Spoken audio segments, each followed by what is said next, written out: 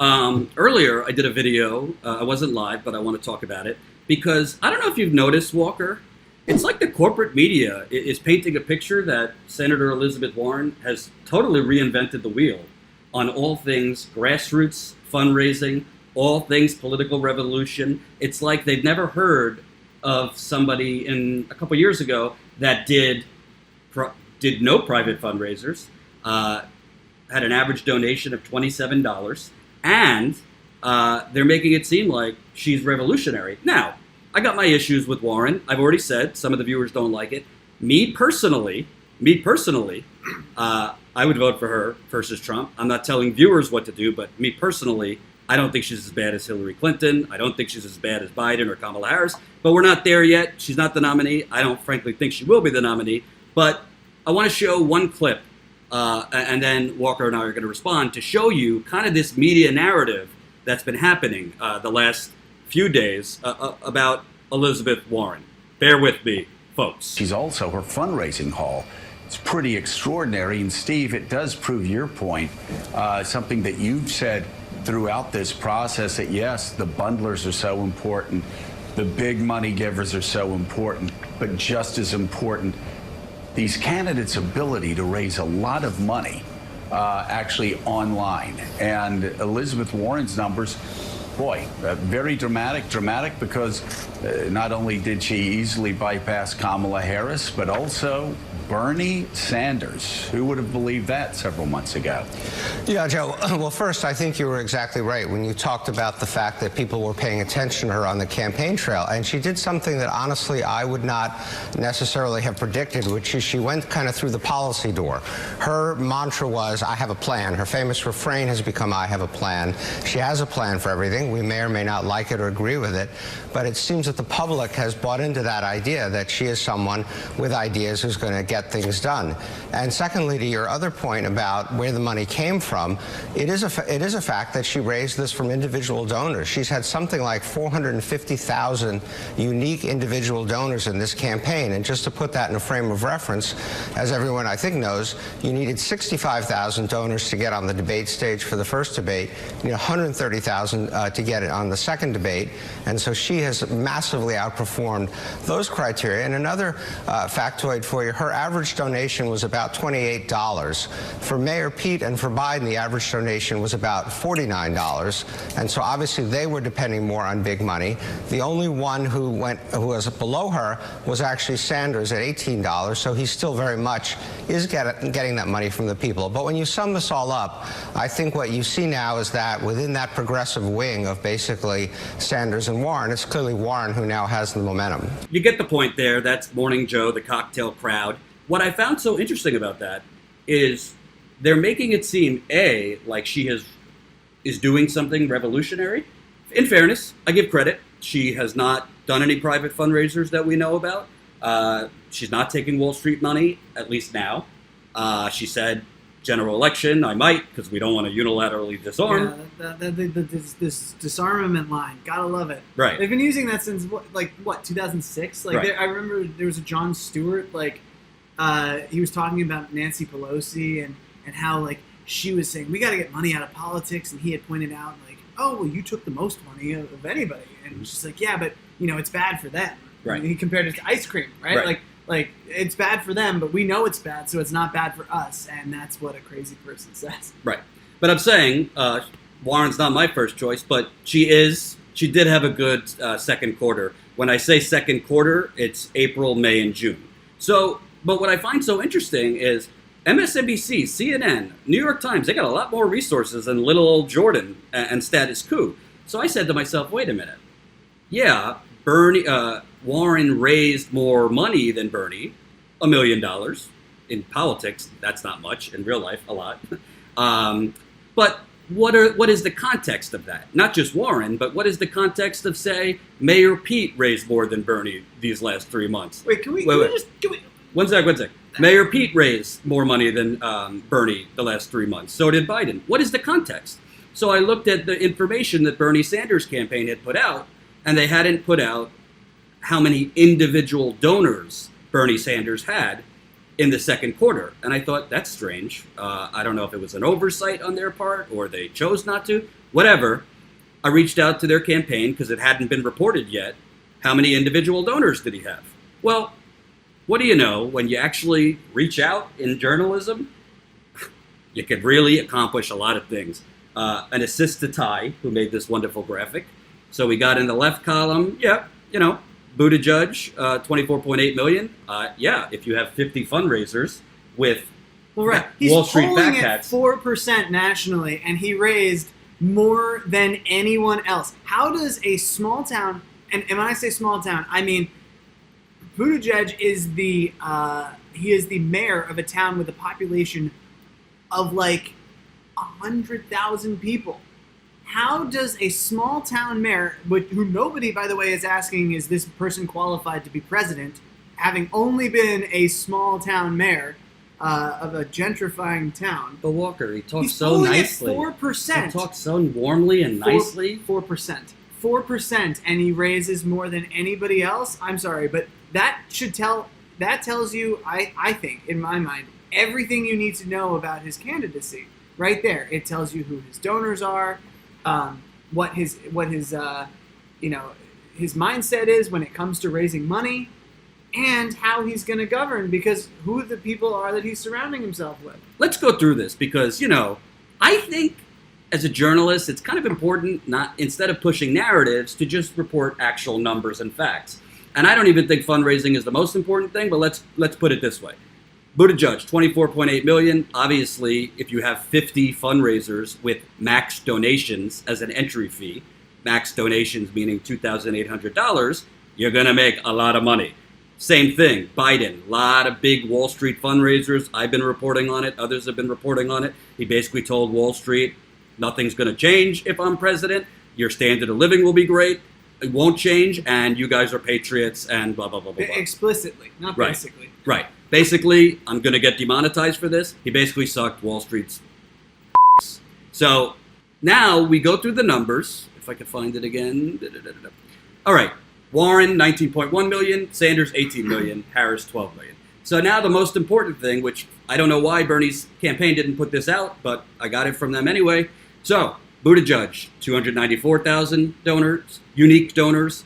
Biden, 256,000 unique. Warren, 384,000. Bernie Sanders, 450,000 unique donors in the second quarter. Harris, 279,000.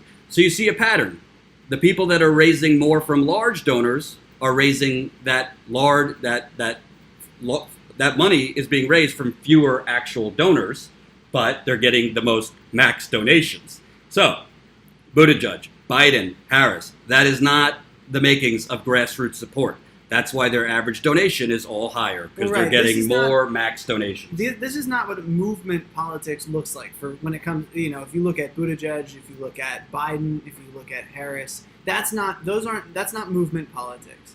I think where Sanders stands apart from the rest of the field is that he's a movement man. He's somebody who's going to go to DC and he's going to use the public sentiment and public support that he has to lean on his opponents. And I think Warren might also govern in a similar fashion, maybe to a lesser degree. I don't know. Her comment about we can't unilaterally disarm is sort of problematic. But what I think is so problematic, I'd love your thoughts, Walker. I have no problem giving Elizabeth Warren credit. Like, yeah, she raised $1 million more. She definitely has some momentum. But when you look at the totality of the money here, that clip I showed you where he pointed out she's gotten 450,000 unique donors. That's total for the whole campaign, quarter one and quarter two. Bernie Sanders got 450,000 just for the second quarter. Nobody's even close to Sanders when it comes to a movement. But that's not the narrative you're hearing in corporate outlets. Because they're looking at polling, which tend to undersample younger people, which is Sanders' strongest base. And that's not to say that the polling is inaccurate, but it also doesn't necessarily translate to votes. You could like a candidate a lot. People could like Biden. A lot of people do like Biden. They think he's a good man, a decent man fundamentally when you strip away the politics. Except the protesters protesters that stormed his Philadelphia office today, which we'll get to. Why you got to do that to me? Here I am trying to make a point. You just dropped the counterpoint in. Go ahead. All right. So look, there are, yes, despite protests and whatnot, there are people who do like Joe Biden a lot. And as a person, that doesn't mean they're going to throw money at his campaign. That doesn't mean they're going to go vote for him, or they're going to try to bring people to the polls with them to vote for him, which is a really important thing. If you're running for office, you got to not just inspire voters to go to the polls, but you got to inspire voters to like get their family and their friends. And this is a big area where Hillary Clinton failed. Progressives turned out for Hillary. They didn't bring their friends. Right. They weren't super inspired. But what I think is so telling about this, and again, as far as I know, we're the first one to report this. By any objective measure, you look at this graphic. Okay, the left column on the surface, yeah, Bernie ranked 4th in amount raised. Because he's getting more actual unique donors. That's human beings that have hearts, lungs, whatever. He's getting more people to actually donate at a lower average donation, $18. So of all these candidates, Bernie Sanders, just objectively by the numbers, has the most donors. He also, in the second quarter, had 1 million total donations. So unique donors is how many people are donating, and donations is how many actual donations. So if Walker is one person, you could donate, theoretically, Multiple times. 50 times, 100 times, as long as you don't reach go over the max 2,800. So at the bottom, this is the most important for the entire campaign. Quarter 1, quarter 2. Bernie has raised more than any candidate with a total of 2 million overall donations. I looked. If somebody wants to correct me, that is a record. And by the way, we're talking 6 months. So January, February, March, April, May, June. He started his campaign at the end of February. So he's received 2 million donations in 4 months. Why this is so important? When the corporate media and the corporate Democratic establishment, and they really work hand in hand, what they're trying to push is Bernie's time is done. He's fading. The mojo is gone. The feel the burn is yesterday. Well, because all these other candidates are here and they've adopted his platform. He's already won, so hand him the symbolic victory. He's already won. And look, I think it's sort of a ridiculous narrative, because like the same things that powered his candidacy in 2016 are there today. The same problems are there today. 78% of full-time workers live paycheck to paycheck. 40% of Americans struggle to afford at least one basic necessity. There are kids rationing insulin and dying. Like these are problems that persist. They have not gone away. They have gotten worse under Trump. And so there's no reason to think that people would, turn away from a candidate who has been basically talking about those problems for 40 years, especially when the people who have now adopted that platform have been talking about it for 2 years. Right. Or less. I mean, to Warren's credit, again, Warren has been talking about these issues for a long time as well. And it would be unfair to say that she has not. Maybe her solutions are less progressive than Sanders. They certainly aren't as big. But she has been talking about these issues. She has a different approach to solving them. I heard somebody, excuse me, I'm borrowing from somebody. I'm not crediting him because I forget the guy's name. But I heard somebody say the difference between Bernie Sanders and Elizabeth Warren, and I think there's more than just this. Elizabeth Warren wants to regulate the market. Bernie Sanders wants to fundamentally rethink the market. Right. Right. The difference between a regulatory state and a welfare state. Right. And I tend to be more in the latter category. I think that bigger solutions are needed.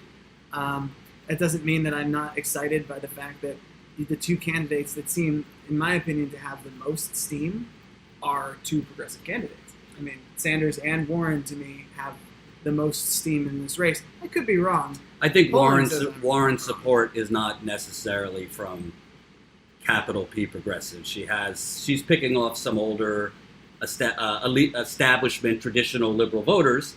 However, the bottom line is they're essentially, you want to talk about Kellyanne Conway and alternative facts, which has been rightly slammed. The media is creating alternative facts. They are reporting the fundraising numbers as well as the polling, leaving out the fact that he's out fundraising every single candidate for the totality of the campaign. He's got more individual donors. He's double individual donors than Warren. Warren has total unique individual donors, meaning people that have donated, 450,000 for the entire campaign. Bernie Sanders has 925,000 individual donors for a total number of donations, 2 million. He's smoking Elizabeth Warren. It's not to take away from the recent 3 months where she has done well, but the numbers are the numbers. Any objective person that's looking here would say 450,000, I believe, is more people than 384,000. Correct me if I'm wrong. 1 million donations is more than 683,000. But if you hear Morning Joe, CNN, MSNBC, Bernie's fading, Warren has the momentum. Hope you enjoyed that last video. Hop on over to statuscoup.com where you can sign up for our email list and become a member for as low as $5 to $10 a month. Membership is how we grow. That's statuscoup.com/join. And remember, join our email list so we can grow the revolution with you.